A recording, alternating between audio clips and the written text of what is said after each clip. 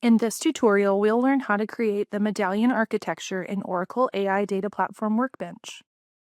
Medallion Architecture organizes and transforms raw, unprocessed data into clean, usable information for your organization. Medallion Architecture is typically divided into 3 layers: bronze, silver, and gold. In this scenario, I want to organize and process supplier data so my team can analyze it later. I've already created my data science workspace. I've built folders for each layer, set up my compute cluster, and uploaded all the supplier data into my catalog.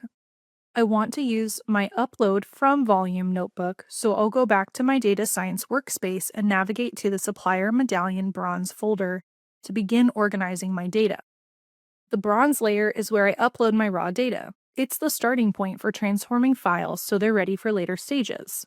I'll select cluster, then either attach an existing one if already provisioned, or use the Create Cluster option to set one up. To create the bronze level of my Medallion architecture, I need to do some initial prep. I'll need to read in the file, rename some of the columns, and then save it to the bronze supplier catalog.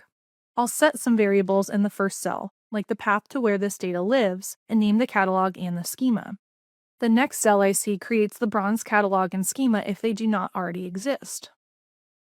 I'll create a data frame structure next to inspect and understand the structure of the raw data I ingested. I'll rename my columns to match my supplier information. I'll read the CSV file into my data frame and apply the header and schema we set up earlier. Now I can preview what my data looks like. I'll take this table and write it into a bronze catalog table, then use Python or SQL to display the file. I'll return to the data science workspace and navigate to the supplier medallion silver folder. In the silver layer, I transform and organize my data for machine learning. There are a few different ways to do this. I'll start in my silver transformation notebook and attach my compute cluster so the raw data from the bronze layer can be processed. When I run this code in my notebook, it will update the columns to reflect the supplier information I want organized. Like what I did in the bronze layer, I'll create my catalog and schema for the silver layer. Then I'll read my data into a data frame and display it to confirm accuracy. I want to read from the bronze level and create a new data frame for the silver level, so I'll define the schema and the column names as needed. Once complete, I'll write this data frame into the silver catalog and select it to be either a Python or SQL display.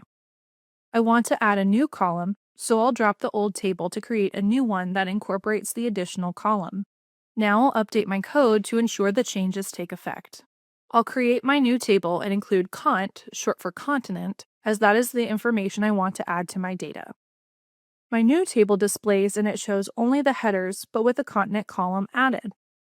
With this change, I need to make sure my bronze table is still valid. After confirming it is, I'll populate my new table in the silver layer, combining my new headers with my previous bronze data. I note that my new continent column shows null values, so I'll populate it with the help of AI. To do this, I'll select my silver transformation continent notebook, which pulls in the continent information. I'll attach my compute cluster. I'll define common names and my parameters in the first cell of this notebook, and then check that my table loaded correctly from the prior steps. Now I'll use generative AI to include the continents for my table. Because I already have the country and city noted in my table, generative AI has enough information to populate the information I need. I'll test the generative AI prompt using the OCI service. I'll use a specific query, but the response I receive is a full sentence, which isn't appropriate for a table. So I'll update my prompt and ask specifically for the continent name rather than a sentence.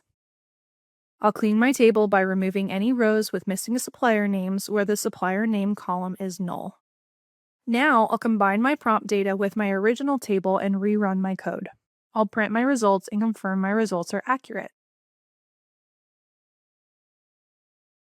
Another way to augment my data in the silver layer is to incorporate feedback and a rating for each supplier using generative AI. I'll create a table and use an AI prompt to summarize supplier reviews into just a few sentences. Once that summary code has been run, I'll add another request to rate the sentiment of the review from 1 to 5, where 5 is the best. In my query, I specifically ask for the number rather than an explanation. Once my prompt is complete, I will insert it into my table. I'll use the same queries as before to summarize the columns into a review text with a rating. And I get a new table incorporating my prompts and my bronze data.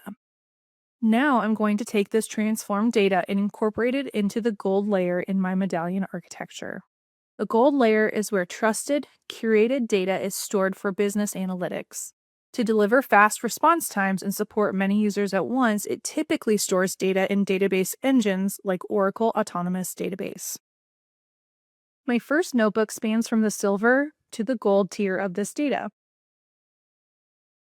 I want to join my two tables and put them into my gold tier. I'll create the join and then create my new table, combining my continent table and my summary review table. Finally, I need to take my notebook and ingest my data into my gold database so it can be used and shared by others. I'll set up access to my gold layer using role-based access controls so my team of analysts can access the curated data I'm putting there. Typically, the bronze and silver layers are restricted to data engineers and others responsible for data ingestion and curation. Since I set a specific naming convention earlier, I'll take a moment to clean up my column names and rebuild my data frame with those labels. I'll save my finished data frame into my Oracle AI database, 26AI, then open the table to see the results. To finish creating all of the tables I need in the gold schema, I'll select Run All and let it run in the background.